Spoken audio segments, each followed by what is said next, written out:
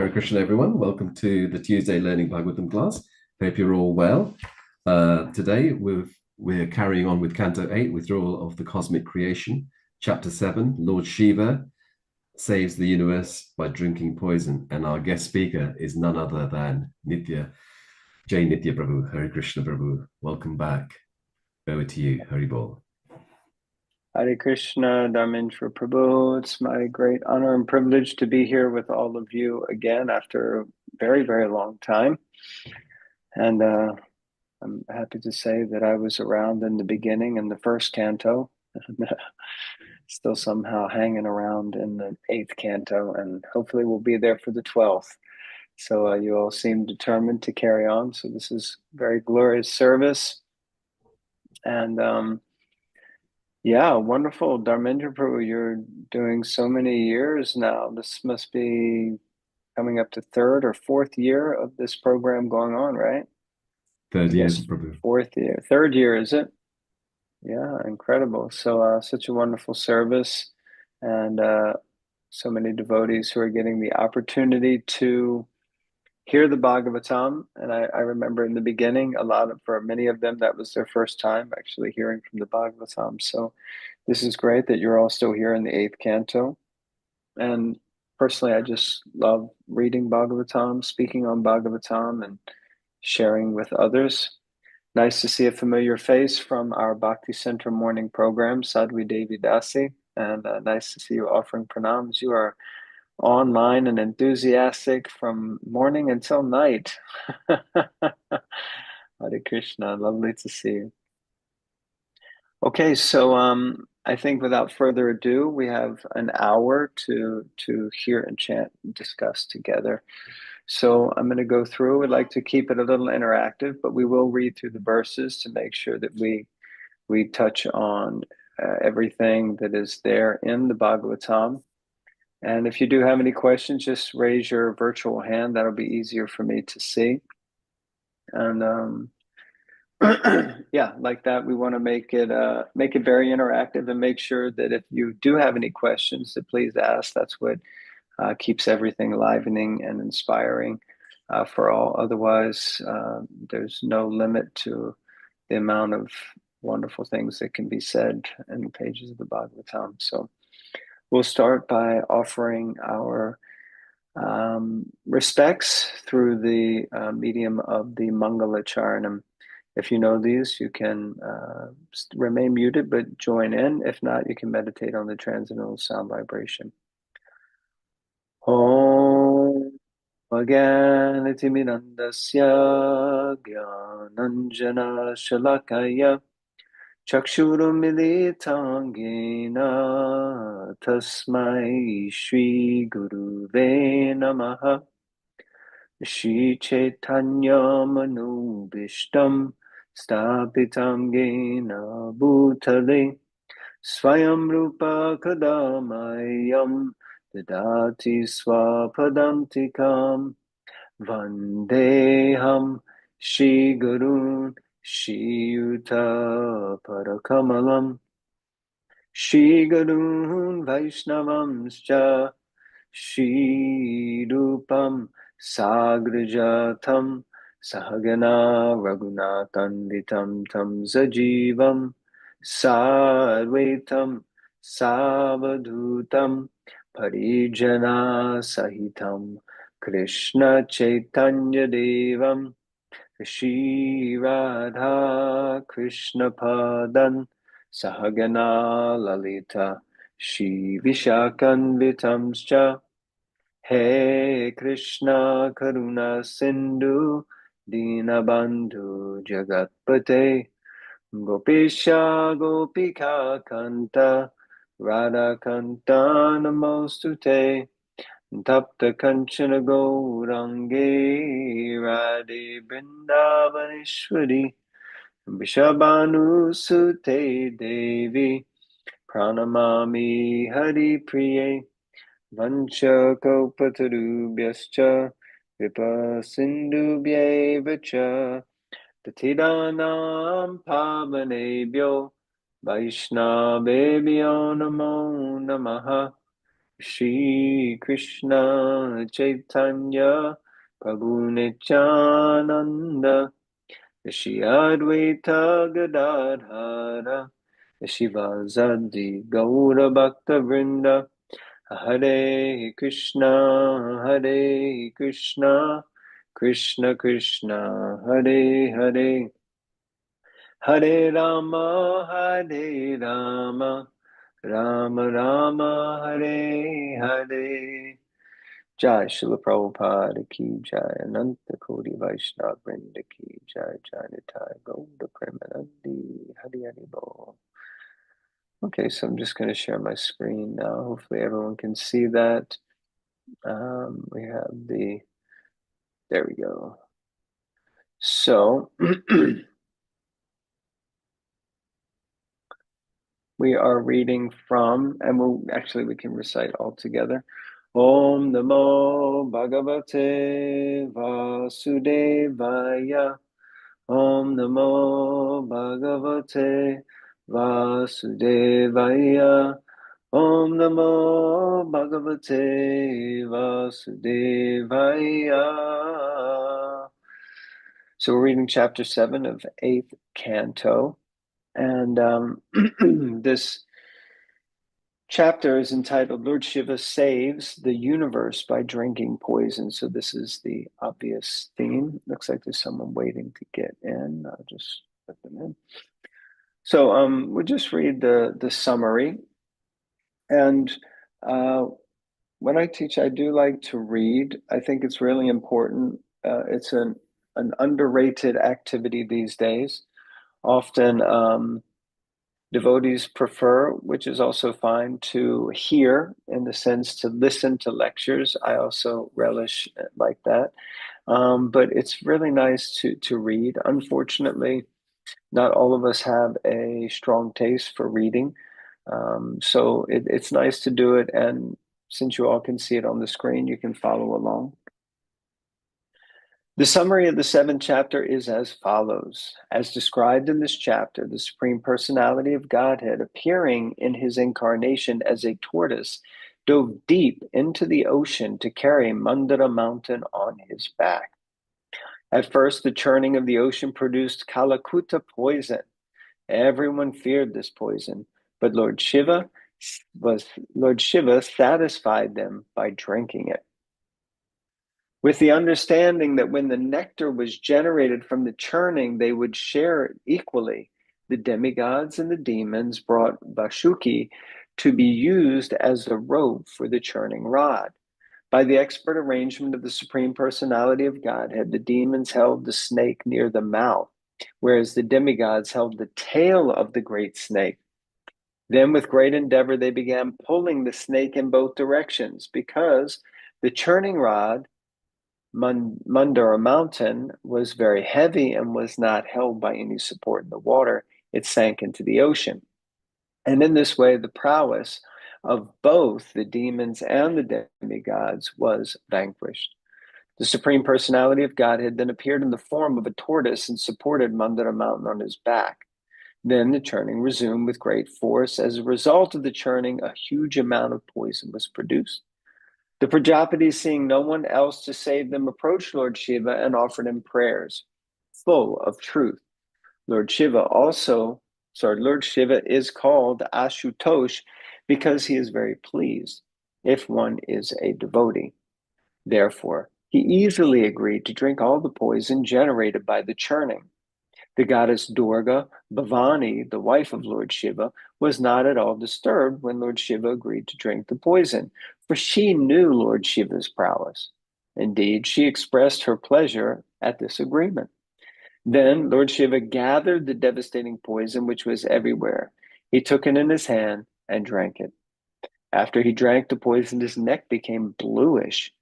A small quantity of the poison dropped from his hands to the ground, and it is because of this poison that there are poisonous snakes, scorpions, toxic plants, and other poisonous things in this world. So if we were to just stop there, there is so much just in that introduction.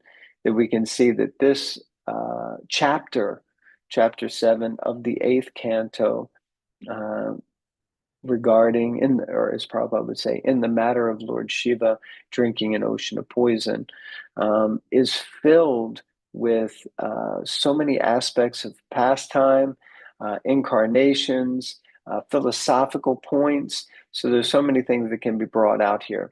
So I'm going to share different screen and read through the verses. So I like to like this. So hopefully you can see this is books. So the book is here, and we'll start. There we go. There we go. So the summary is there. So we start with Shukadev Goswami, who is glorifying Maharaj Parikshit. And now I always like to get the context. So it's not always so easy to know, but if you remember, Parikshit Maharaj had only 7 days to live. We're now at the 8th canto. The 10th canto is the longest section. And you can imagine then there's 11 and 12, which are very little. Well, the 12th canto, very short, and 11th canto, relatively small in comparison. So we can imagine by the time we get to the 8th canto, we must be at around maybe day 4 or day 5 of maybe even less, because the 10th canto is so long. It's hard to believe that this entire Bhagavatam was spoken in 7 days. But anyway, somewhere around the 4th day, we're probably about halfway through the Bhagavatam, 3rd or 4th day. And this topics of the churning of the milk ocean are coming up. And Shukadev Goswami speaking to Parikshit Maharaj, who has such a short amount of time to live and who is such a pure bhakta, pure devotee, that he just really wants to hear about Krishna. Yet, because he's surrounded by other personalities, different types of devotees, different types of transcendentalists, different types of sadhus, sages, for the sake of all of these personalities, in fact, Shukadev Goswami and Parikshit Maharaj are entering into a conversation that is therefore for the benefit of everyone. So in one sense, sometimes topics are discussed that we may think, why would Parikshit Maharaj want to waste his time dwelling on such matters when he should be hearing about Krishna? But we have to remember that, and this will come out in our discussion today, that actually Parikshit Maharaj is a pure devotee. And because of that, he's able to see Krishna in everything. So he understands the all-pervasiveness of Krishna's energy and how Krishna's energy is pervading everything. So here we have a pastime that's being discussed about how the demons and the demigods formerly had been feuding, fighting with one another, which is customary and normal. Again, a point that will come out later in the talk. But now they've called a truce, and they now have a vested interest, a common vested interest for each of them. And that is that we are going to churn the ocean of milk on the guidance of the Supreme Personality of Godhead. And that is going to produce some nectar. And from that nectar, we are going to have the elixir of immortality. So I know growing up and on many different programs, there's often talk of the fountain of youth. And everyone is always looking for the fountain of youth. Where is that pill? Where is that drug, that injection, or that place, that association where I can experience immortality and feel ever youthful? And it's quite amazing that in the pages of the Bhagavatam, we hear such terms as Nava Yovana, that the Lord is Nava Yovana, and that, of course, the soul is eternal. So therefore, the fountain of youth it's in here, and we can find it externally in the form of the Bhagavatam.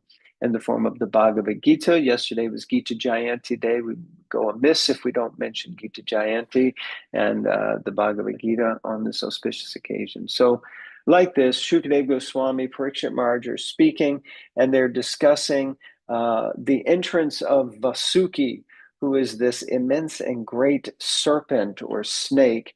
And they have the Mandira mountain. And it is a massive mountain, and if I'm not mistaken, primarily made of gold. And this mountain is being used as a churning rod. Now, if any of you are like me, I've not really had much experience of churning anything. If you want to mix something, you use a blender, and if or you use a NutriBullet, or you do something, and that kind of churns up whatever you want.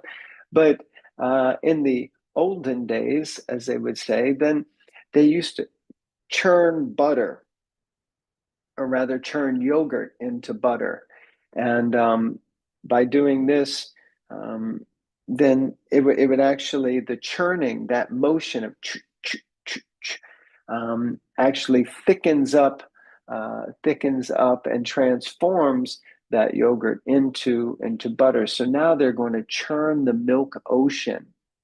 So they're churning milk, and they're trying to get the nectar out of that ocean, and then they're all going to drink it, and the nectar that's meant to come, and that will come in subsequent chapters. So Vasuki is going to be the rope that binds Mandara mountain, and so we see that in the next verse it says Ajita, that the Lord, the personality of Godhead, he actually grabs the front of Vasuki, the head, and he starts to churn.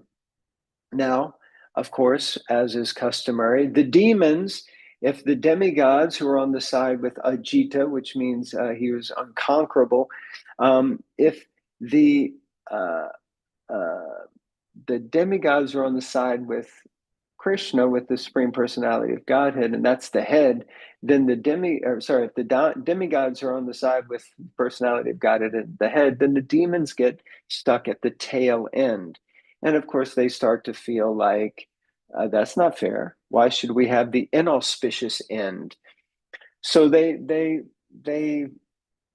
kind of put up a fuss, and they start arguing and saying, no, we know how things should be. Prabhupada gives a wonderful purport here. I'm not going to read it, but in its entirety, because there are so many other beautiful purports that I wanted to focus on. But Prabhupada explains more or less that it's the nature of demons to always disagree with the demigods, and to try to pose some philosophical or logical or intellectual arguments against. In specific, Srila Prabhupada, he says that we're advocating cow protection, encouraging people to drink more milk, and the demons are protesting, and they're advancing, and they say that actually we discovered that milk is dangerous, and that beef obtained by killing cows is very nutritious. So we can see that this is the voice of the demons, that they're always trying to come up with some logic. And we see now more and more in the modern day how so many things that were told to us in our, years ago by so-called scientists or so-called professors or professionals, that many of those things were actually basic blatant lies, and just to be used for the benefit or purpose of others who are in possession of money and power and seeking some sort of prestige and fame. So we move on. The demons, they remain silent, opposing the desire of the demigods. And in this way, without discussion, the Lord, he smiled and he just said, no problem, we'll take the tail of the snake. So it's an interesting concept that the Lord, he doesn't, okay, if the demons are going to throw a fit, we'll just take the tail. Now, actually, we'll see later that this might have been some reverse psychology utilized by the Supreme Lord, because he said, let's grab the head first. But actually, the head was the more dangerous end. And we'll see how that is later. because the serpents, they can often, we in the modern day, we hear of dragons that are fire breathing dragons. Well, Vasuki is one of those fire breathing serpents. So anyway, the Lord said, no problem. We'll take the inauspicious side. We'll take the tail, and you guys can have the head. So like that. So after that, adjusting how the snake was to be held, the demigods and demons, they began to churn. O son of Pandu, uh, son of the Pandu dynasty. So I love this because with every word of the Bhagavatam, it's a little window into so much unpacking. Oh, son of the Pandu dynasty. So it takes you all the way back to Pandu, who is the father of the Pandavas, and immediately connects Parikshit Maharaj to his heritage, his immensely auspicious family lineage, that he is actually, the son, grandson rather, of Arjuna, and so many things like that. So anyway, when Mandara mountain was thus being used as a churning rod, it had no support, and therefore, although it was held by the strong hands of the demigods and demons, it sank into the water. So here you have Mandara mountain, situated in the middle of the Milk Ocean. Vasuki is wrapped around it. The demigods and the Lord are at the tail end. The demons are at the head, and they're churning, churning, churning. But Mandara Mountain doesn't have anything supporting it, so therefore it's falling over. So because the mountain had been sunk by the strength of providence, the demigods and demons were disappointed, and their faces seemed to shrivel. When I read this, I thought, isn't it just the way? It's just the fact of nature that when things don't go our way, our faces shrivel up and we become very disappointed. In material life, disappointment is not a difficult thing. There is perpetual opportunity for disappointment, and we see a lot of shriveled faces around the neighborhood. That's the way it goes. It's a disappointing place. So, like that. Now, the first purport verse that I wanted to focus on, text number 8. Seeing the situation that had been created by the will of the Supreme, the unlimitedly powerful Lord, whose determination is infallible, took the wonderful shape of a tortoise, entered the water, and lifted the great Mandara mountain. So just in this verse, there is so much there. We see that first, this awkward situation was created by the Lord. So the Lord in our own lives and in the world in general, he is creating both auspicious and inauspicious, apparently inauspicious things. So it's all coming from the Lord. But his determination is not fallible. He is achyuta. He is infallible. And he took the shape of a tortoise, so then he manifested himself as a tortoise, and he entered into the water and lifted this great mountain. So in the purport, Srila Prabhupada says, here is evidence that the Supreme Personality of Godhead is the supreme controller of everything. As we have previously described, there are two classes of men, demons, demigods, but neither of them are supremely powerful. Everyone has experienced that hindrances are imposed upon us by the supreme power. Everyone has experienced that hindrances are imposed upon us by the supreme power. The demons regard these hindrances as mere accidents or chance, but devotees accept them to be acts of the supreme ruler. When faced with hindrances, therefore, devotees pray to the Lord. Tatenu kampam susamikshimano bunjana evatma kritam vipakam. Devotees endure hindrances, accepting them to be caused by the Supreme Personality of Godhead and regarding them as benedictions. So I'm going to stop there. That is such a powerful, powerful purport that Srila Prabhupada is giving us on the consciousness that we as devotees should have.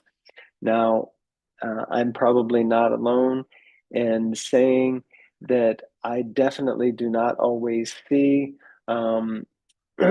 hindrances as benedictions sent by the Lord. And it is so easy to become frustrated and angry and or upset when impediments appear in our lives. But actually, the consciousness of a devotee is that I see these things as the will of the Lord. I see that the Lord is here in my life and he's putting an obstacle in front of me to make me stronger. He's putting an obstacle in front of me to help me to grow, to help me to learn. So therefore, let me seek a deeper understanding of how I can learn from this circumstance and this situation. Whereas the demons, they just regard these as acts of chance and hindrances that have come from nowhere, and they also may just try to, in one sense, ignore them, but they miss the whole point. And what is that point? That point is that the Supreme Lord, Krishna, is in our life. Always. He's always there. He's always trying to assist us. He's always trying to guide us to the best version of ourselves, to our higher self, to acting on higher consciousness. He's always knocking from within and trying to encourage us. And here we see that when there is difficulty and challenge, the Lord is also, and we have to make a note of this, that the Lord is so pleased by the fact that the demons and the demigods are working together for some purpose, that he himself is willing to get involved and do whatever he can to make it happen. So this is also a real deep faith builder, that we can remember that the Lord is willing to personally get involved. He's already involved, but here he takes the form of Korma, the tortoise, and he enters into the water and he's going to rest the Mandira mountain on his back. So when the demigods and demons saw that Mandira had been lifted, they were enlivened and encouraged to begin churning again. And the mountain rested on the back of the great tortoise, which extended for 800,000 miles, like a large island. So when you say tortoise, I'm picturing like a 6-inch, 12-inch, circular diameter of a shell of a tortoise or a turtle. But this is 800,000 miles. I mean, you can't even fathom 800,000 miles. I was hearing a lecture earlier today, Burijan Prabhu, and he said miles from the East Coast to the West Coast of America is about 3,600 miles. And that takes a total of, about 32 hours or something to drive. 4 days, 8 hours of driving will get you from one side to the other. This is 800,000 miles. So that's the sheer massive size that we're dealing with. When the demigods and demon, by the strength of their arms, rotated Mandira mountain on the back of the extraordinary tortoise, the tortoise accepted the rolling of the mountain as a means of scratching his body, and thus he felt a pleasing sensation. So I was thinking this is also the mood that we should have, that sometimes there can be some discomfort, but if in that discomfort we're actually giving pleasure to someone else, or giving hope to someone else, or facilitating someone else's progress and advancement, then we should actually see that no, this is fine. It's actually serving a higher purpose for me also. And Krishna was like, yeah, I've got a little itch right there, right there in the center of the back. So, okay, can you put Mandira Mountain there and just, yeah, ooh, yeah, that feels really good. Yeah, I like that. So this is Krishna. Text 11. Thereafter, Lord Vishnu entered the demons as the quality of passion, the demigods as the quality of goodness, and Vasuki as the quality of ignorance, to encourage them and increase their various types of strength and energy. So generally, we understand that the Lord is transcendental, and that he is above the three modes of material nature. He's unaffected by the three modes. But here we see that the Lord is using all three of the modes to encourage, engage, motivate, each of the participants in this churning. So in the purport, Srila Prabhupada says that everyone in this material world is under the different modes of material nature. There were three different parties in the churning of Mandara mountain: the demigods, who were in the mode of goodness, the demons, who were in the mode of passion, and the snake Vasuki, who was in the mode of ignorance. Since they were all becoming tired, Vasuki so much so that he was almost going to die, Lord Vishnu, to encourage them to continue the work of churning the ocean, entered into them according to their respective modes of nature: goodness, passion, and ignorance. So we can understand that we all are also influenced by different modes. Some of us may be more influenced by the mode of ignorance, some of us by the mode of passion, and some by the mode of goodness. And we can see that the Lord can empower us through any of these predominating modes that we have. Of course, we often hear that our goal is to rise to the platform of the mode of goodness, and then to Sattvagun, and then ultimately to transcend goodness to the mode of Shuddha Sattva, which is purified goodness. But here we see that the Lord, he is so expert that he can engage and utilize anyone as an instrument, as a tool in his service, regardless of the influence of whichever mode it might be. So,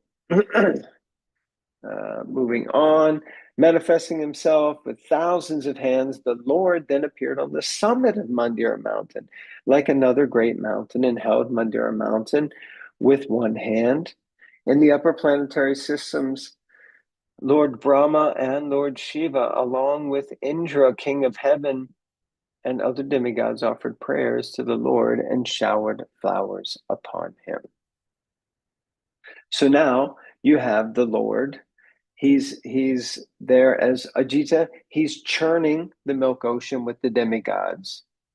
Then he enters under Mandara mountain as Kormadev, as the tortoise on which the pivot is placed.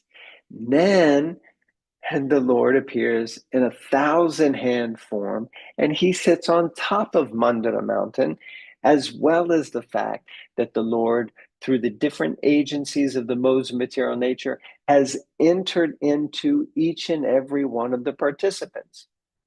So let us just say with all honesty and openness that we are understanding here that actually the only person who, in one sense almost, is really churning the milk ocean is the Supreme Lord himself, because he's on top of Mandara mountain, he's underneath Mandara mountain, he's has entered into Vasuki in the mode of ignorance, into the demons in the mode of passion, into the demigods in the mode of goodness.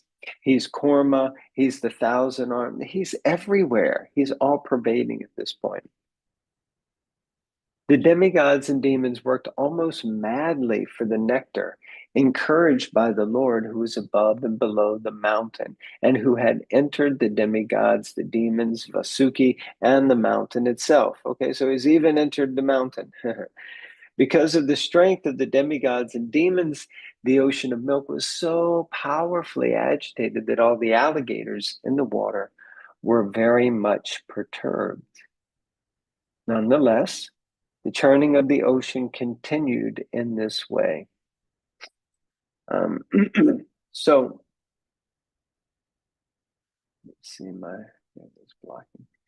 Vasuki had thousands of mouths. From his mouths, he breathed smoke and blazing fire, which affected the demons, headed by Poloma, Kaleya, Bali, Ilwala. Thus, the demons, who appeared like Sarala trees burned by a forest fire, gradually became powerless.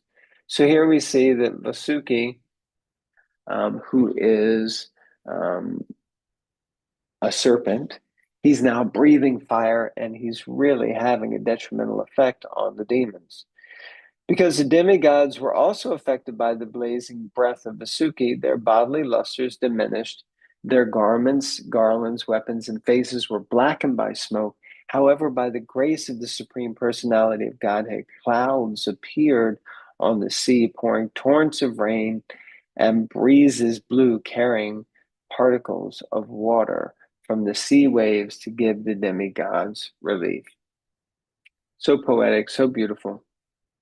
But we can see that basically the bodily luster is diminishing of all these personalities because of the kind of poisonous aromatic substances that are coming from Vasuki.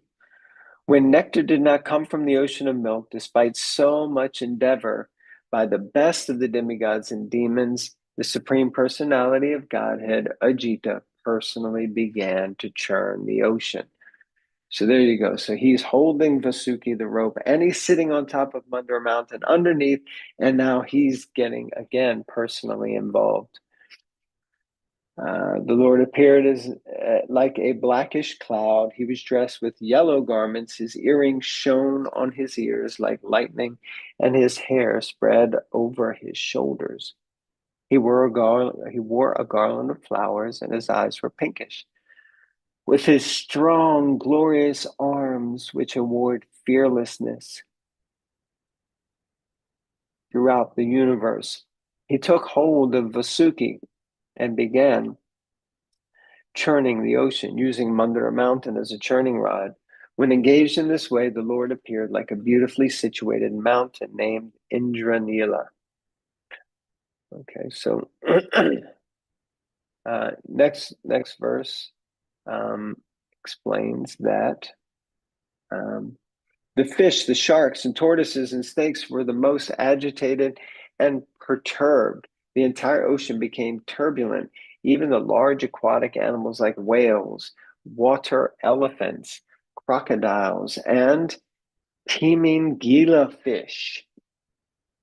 What is a teeming gila fish? It's actually a large whale that can swallow small whales.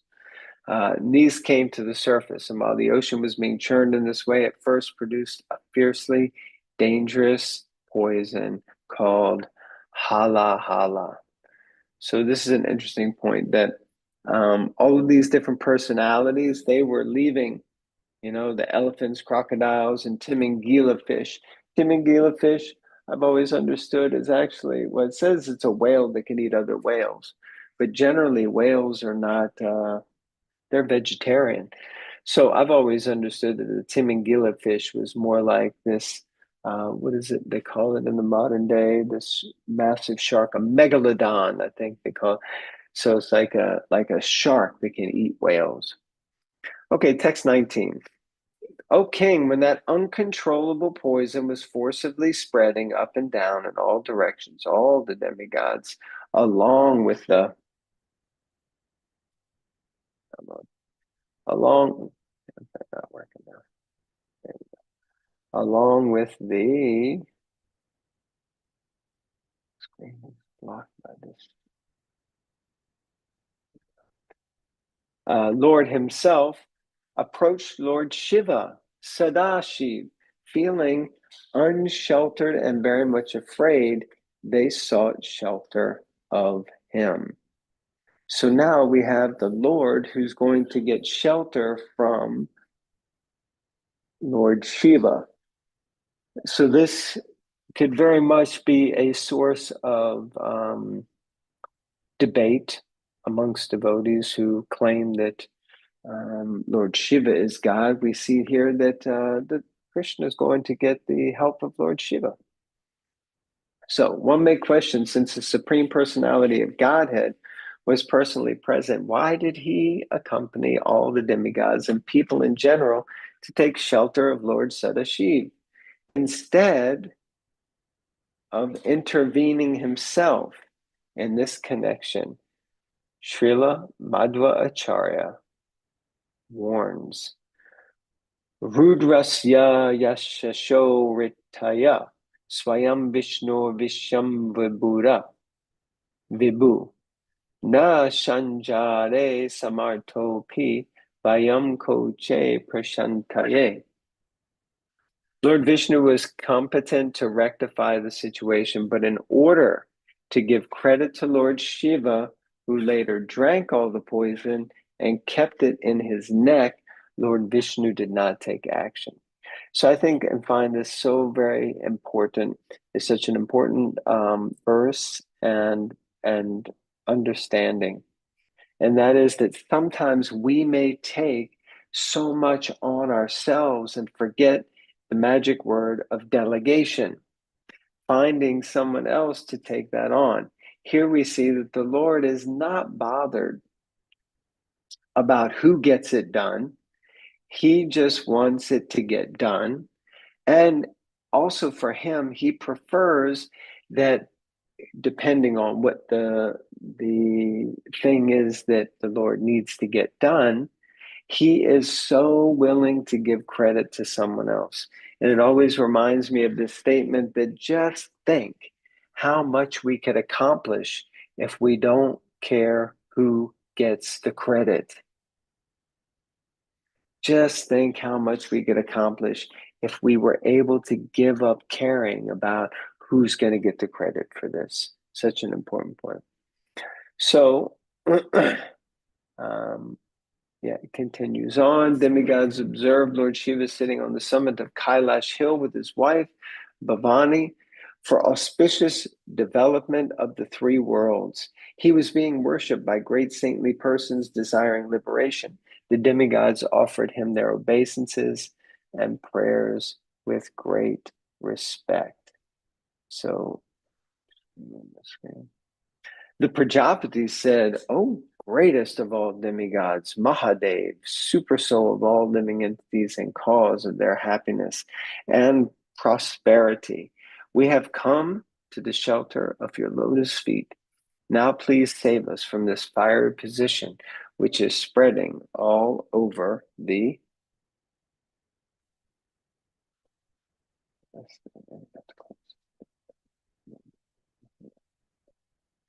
Three worlds. Okay, so we'll read the next one, 220, 722.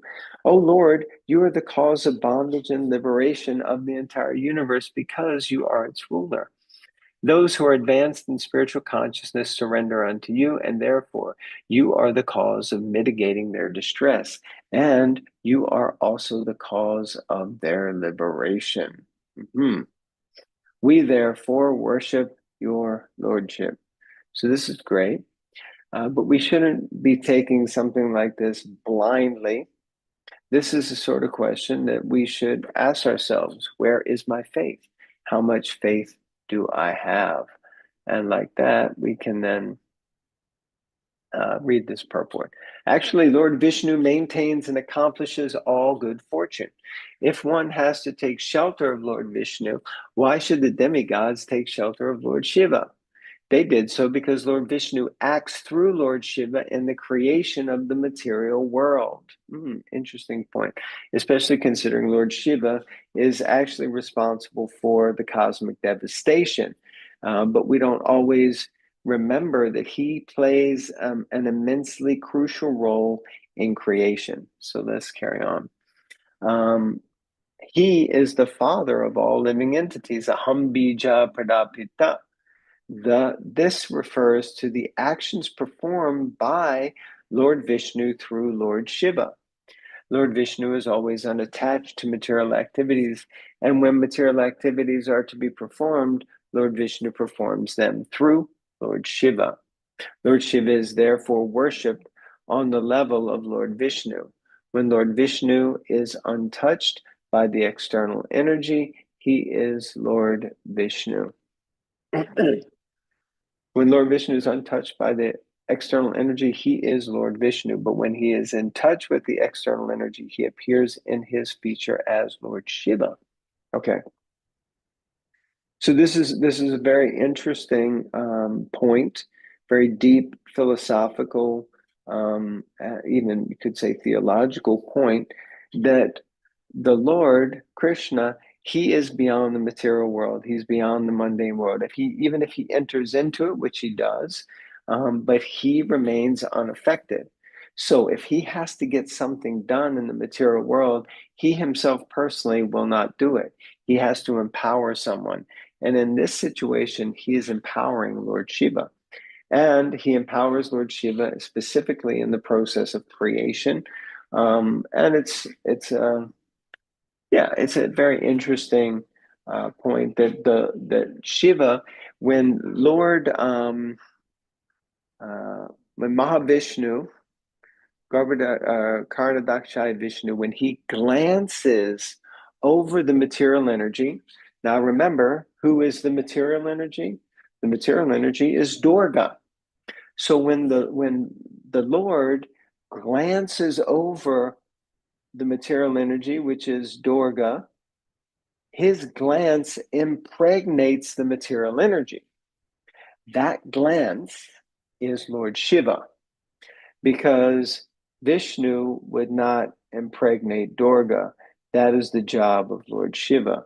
So Lord Shiva becomes the glance of Vishnu and impregnates the material energy. So whenever there is a situation where the Lord has to act in the material energy, he engages Lord Shiva. So like that. Now, we are sort of running out of time. It's hard to believe that almost an hour has passed by. Um, Oh Lord, so now what happens is the Prajapatis and the Lord, the different demigods, the demons, they start offering these prayers to Lord Shiva. And they offer so many prayers and everything as you're reading it. If you didn't know that this was for Lord Shiva, and we can know that very quickly because it says, "Oh Lord," and the word Lord is not capitalized. The letter L is not capitalized in Lord, because it's not referring to the Lord Krishna. It's referring to the Lord. Um, uh, uh, it's referring to Lord Shiva. So in that sense, the Lord is Krishna, but the Lord who's helping out in this situation is Lord Shiva. So many different prayers. And this is another thing, when we can learn from that, when we want something from someone, which is what they want Lord Shiva to drink an ocean of poison. Well, we shouldn't think that it's going to be as simple as just going up to him and saying, "Hey, can you drink this ocean of poison for me?" So, and of course, the humility of the demigods, the Prajapatis, they don't want to just go and ask for something. They first want to offer glorification of the devotee, and so they offer so many prayers. Here's one. Oh Lord, the sky is your navel, the air is your breathing, the sun are your eyes, the water is your semen. You are the shelter of all kinds of living entities, high and low. The god of the moon is your mind, and the upper planetary system is your head. So they are really going about glorifying Lord Shiva. It mentions 5 Vedic mantras that's picked up in a later purport. And then Girish, since the impersonal Brahman effulgence is transcendental to the material modes of goodness, passion, and ignorance, the various directors of this material world certainly cannot appreciate it or even know where it is. It is not understandable even to Lord Brahma, who has 4 heads in this universe, Lord Vishnu, or the King of Heaven, Mahendra. Okay, so many different verses of prayer. And then we kind of come to, text 36. Shukadev Goswami continued, Lord Shiva is always benevolent toward all living entities.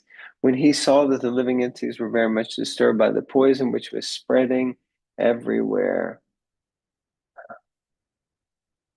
he was very compassionate. Thus he spoke to his eternal consort Sati as follows. Lord Shiva said, "Dear Bhavani, see how all these living entities have been placed in the danger because of poison produced from the churning of the milk ocean." So it's also another thing that when we go for something good, the mode of goodness is epitomized by being poison in the beginning and nectar in the end. So this activity of cooperatively working together is is a transcendental activity.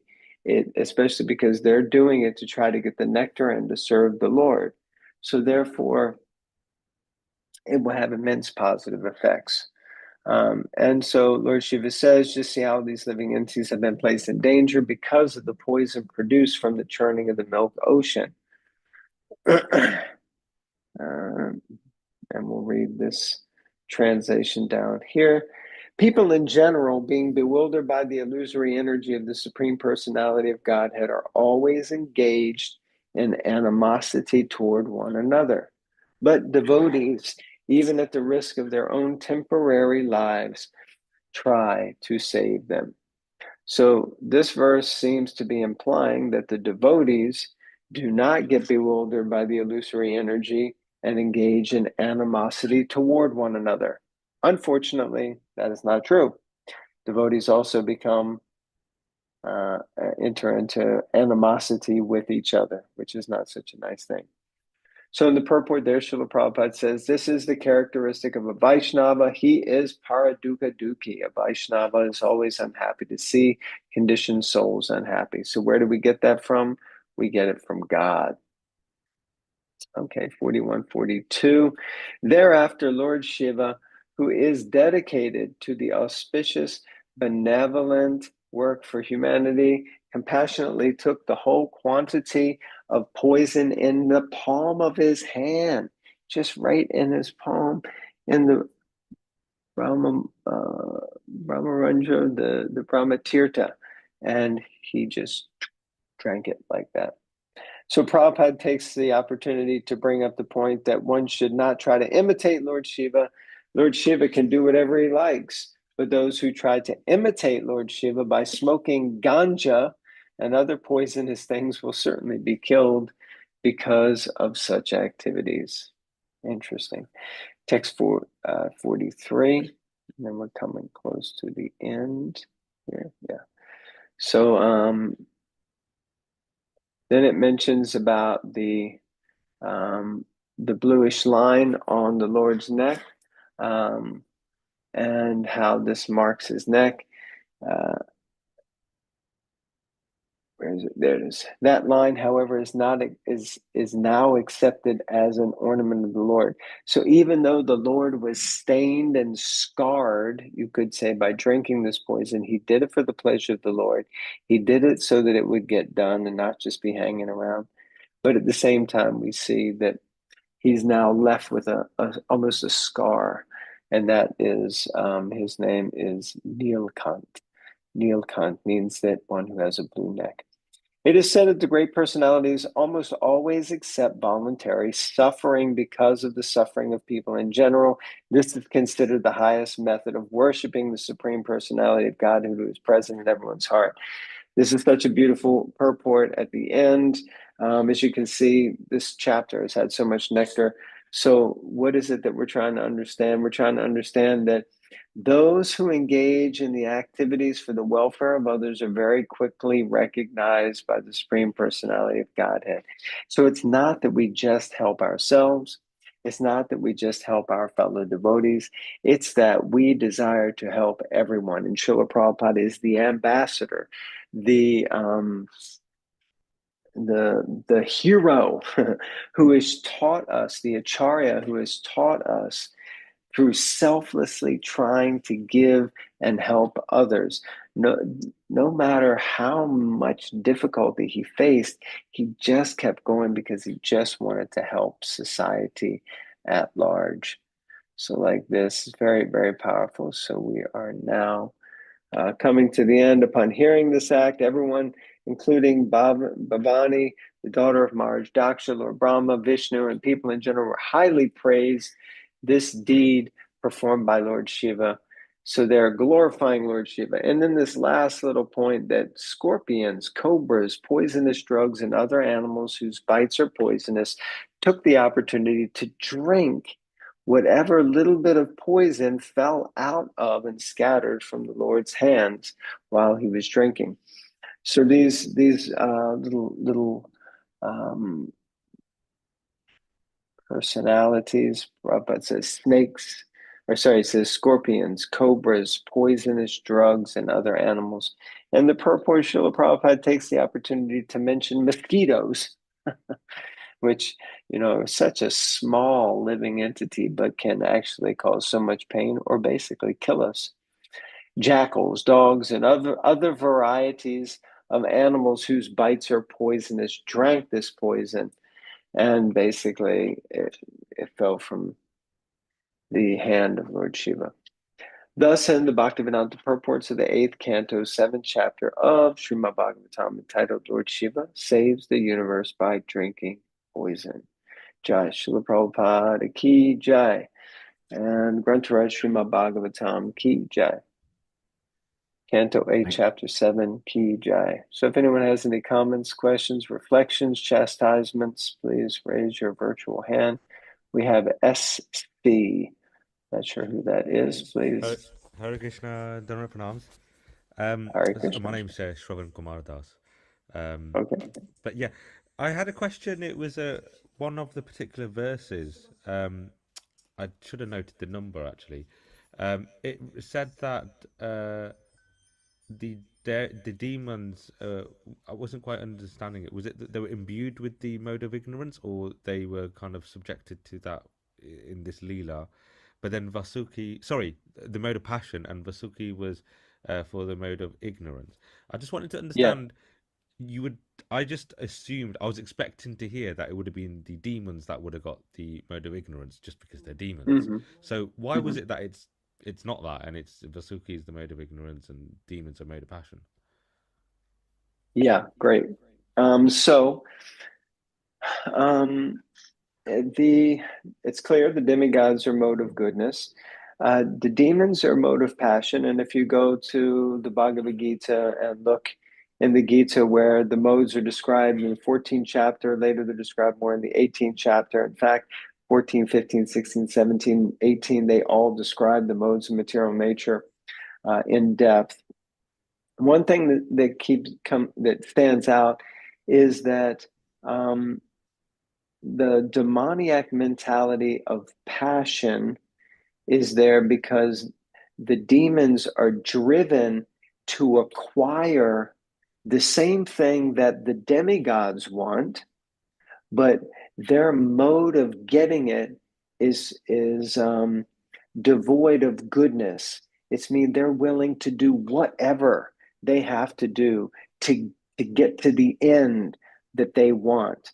So this is a very passionate mood and mode. It's not ignorance. It's they're driven by passion. Vasuki is in a snake's body.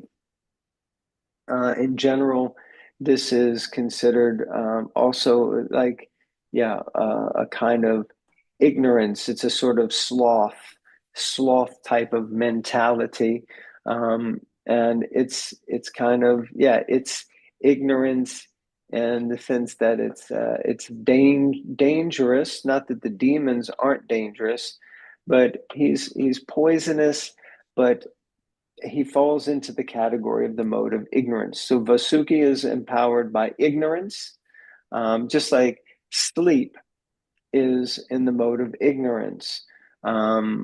Meat, as far as foods go, is in the mode of ignorance. Music that is dark and like demoniac, is in the mode of ignorance. So in this way, these certain things fall into the mode of ignorance. Mushrooms as a food, the reason we don't eat it generally is because it's considered tamasic. It's in the mode of ignorance. It grows in the dark. It's a fungus, you know. So these types of things in general, we would try to avoid. So the passion passionate foods or spicy, pungent, that kind of thing. So the demons, although we might think a demon is in ignorance, but demons are usually influenced by passion because um, they're not non-active. They're very active. It's just that they're motivated in a very wrong way. Does that make a little bit of sense? Yeah, I guess it's the path in which they take to achieve their goals, if you put it like that, right? Yeah. Yeah, It's the it's the consciousness and consciousness and mentality. mentality. There's a Yeah. There's a real real echo here. echo here. Oh, It's the sorry, sorry, sorry. consciousness and mentality that they have. Yes.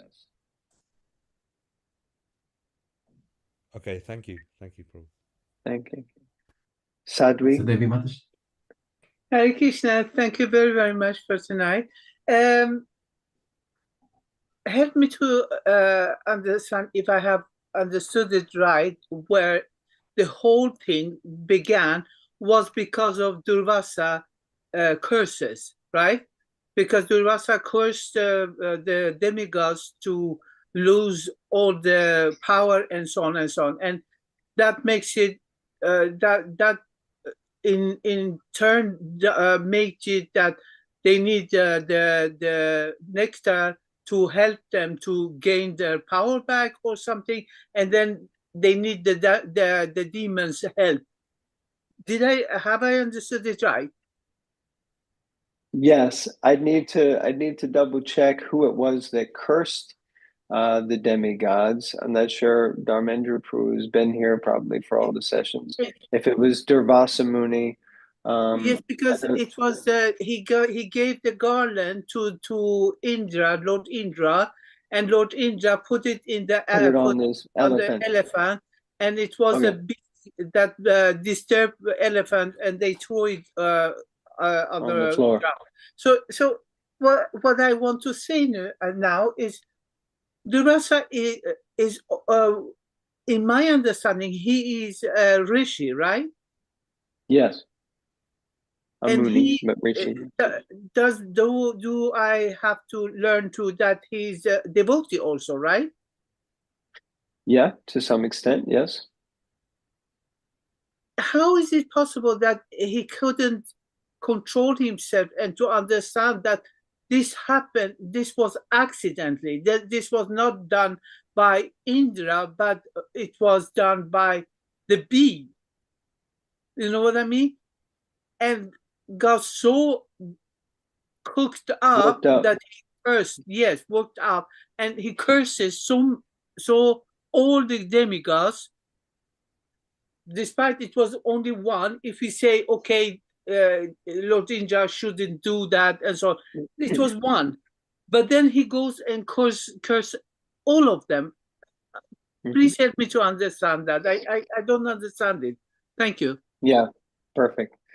Yeah, and this is a very great question. So we often think, and this is something Srila Prabhupada warned us about, that we shouldn't judge a book by its cover.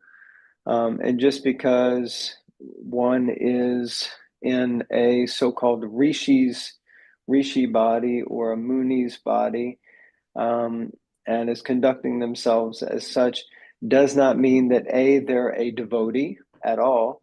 And I mean, they're not a pure devotee necessarily. Just like gathered around Parikshit Maharaj and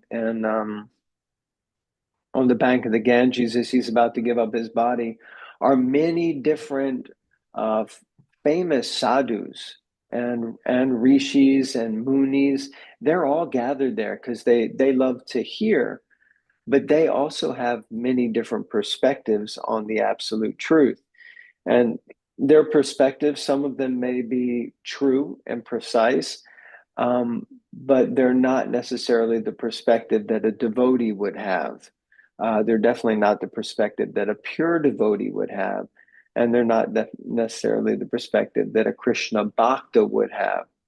So Durvasa Muni is known very much for his lack of control over his temper and his intense capacity to uh, his capacity for cursing people with very little, I guess, disturbance to him. Like the instance, Durvasa Muni is the person that cursed um, uh, Ambarish Maharaj. So Ambarish was trying to serve him, but Ambarish had been fasting for something like 30 days or something, and he just wanted to break fast, but at the same time, he wanted to serve Durvasa Muni. So he took guidance from the Brahmins, and the Brahmins said, you can drink a little water. Water doesn't break fast, or water could break fast. So if you drink the water, then you've broken fast, but at the same time, you won't have broken fast before you serve your guest, who is Durvasa Muni. But Durvasa Muni, by his mystic potencies, by his yogic siddhis, he understood that Durvas had drunk water, and therefore he went back and he cursed him. And we see what happened to Durvasa Muni was that because of that, the Lord himself kind of sent his Sudarshan chakra to attack Durvasa Muni, and that Sudarshan chakra chased him all around the universe until Durvasa Muni wound up at the feet of the Lord and was praying to him, please, please, please stop. And he said, I can't stop. You've cursed my devotee, so therefore you have to go and beg forgiveness from my devotee. And the Lord said, I can't forgive you. And it's an interesting thing. It says that even the dust of the lotus feet of the devotee will curse an offender, even if the devotee doesn't curse him. Then the dust of his lotus feet will curse the offender. So like this, Durvasa Muni is not a pure devotee. He is actually what's known as a Mishra Bhakta. So he is a devotee of sorts, but his devotion is very Mishra, it's mixed. And what is it mixed with? It's mixed with different modes, but primarily for him, it's mixed with yoga.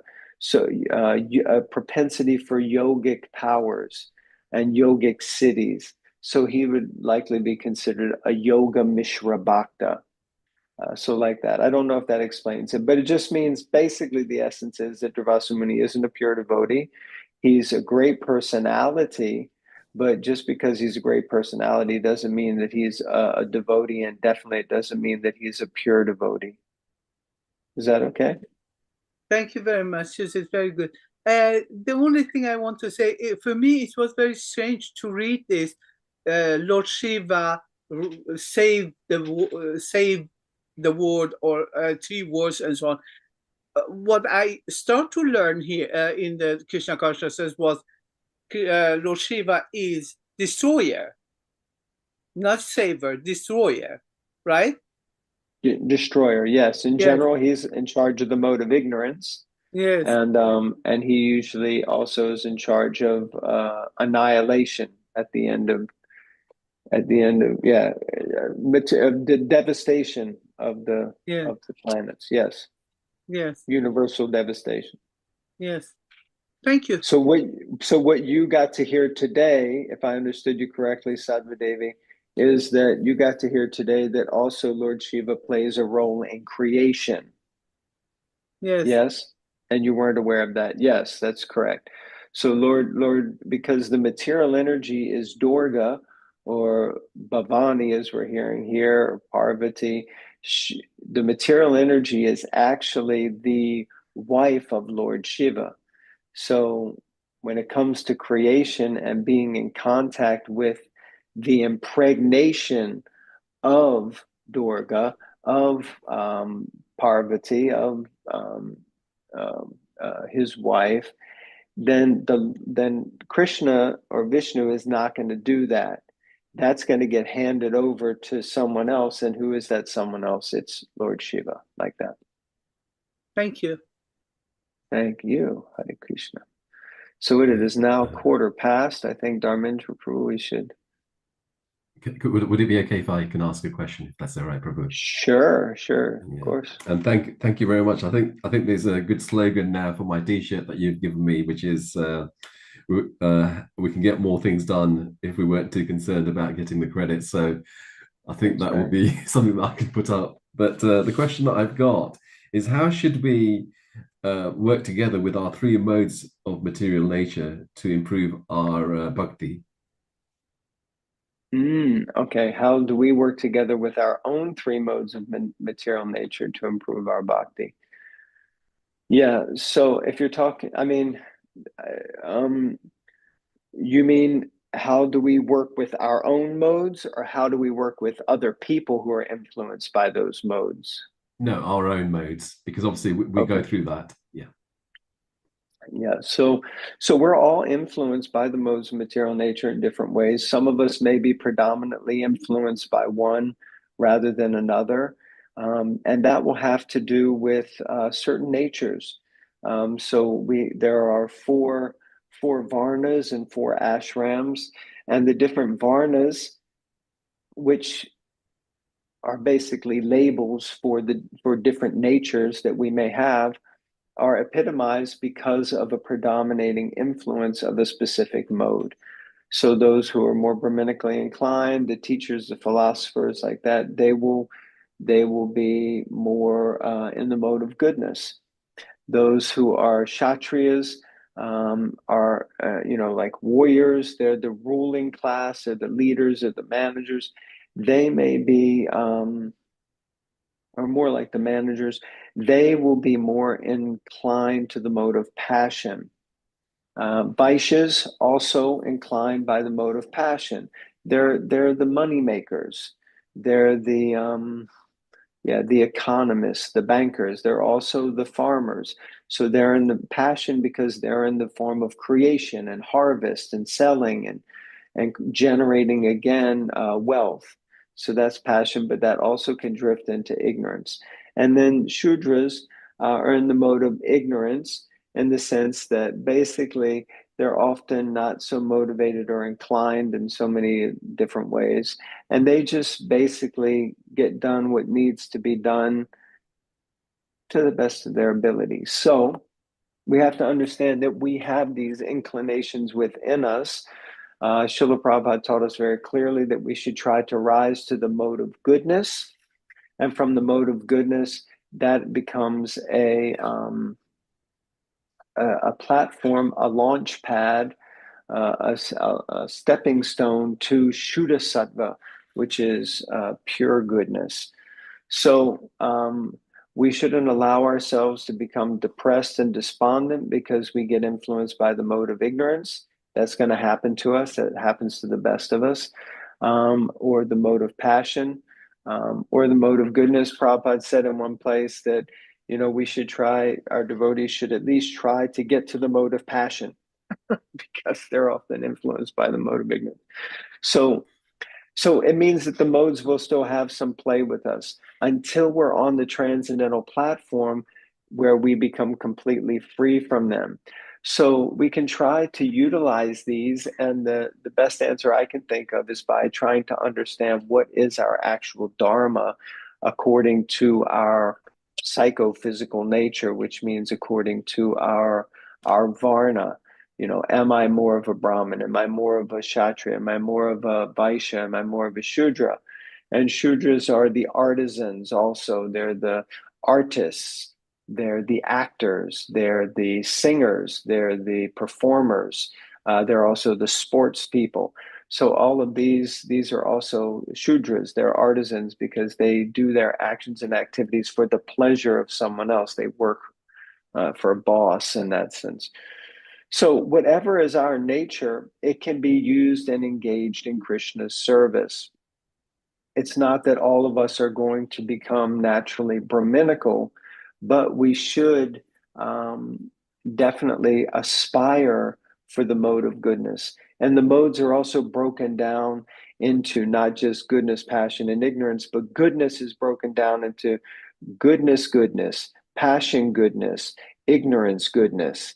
And even those get broken down into, ignorance, goodness, ignorance, passion, goodness.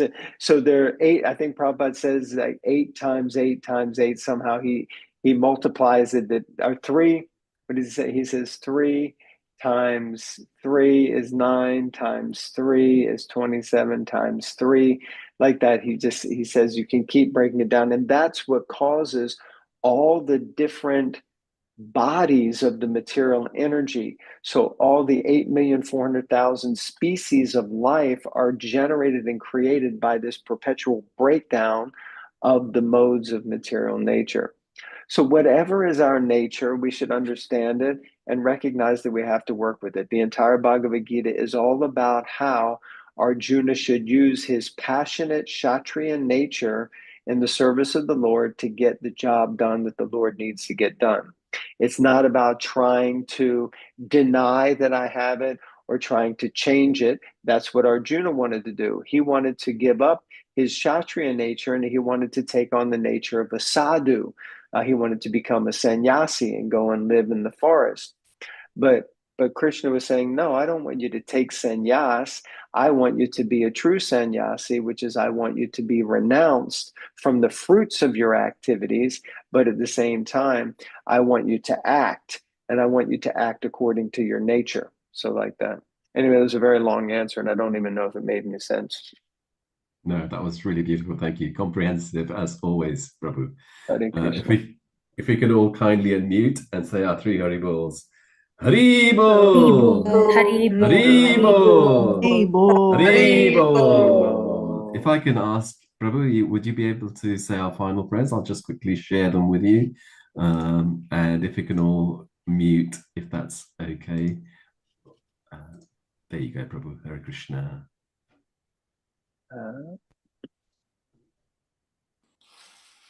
Okay. Vanchakalpatarubhyascha kripa sindhubhyevacha patitanam pavanebhyo vaishnavebhyo namo namaha.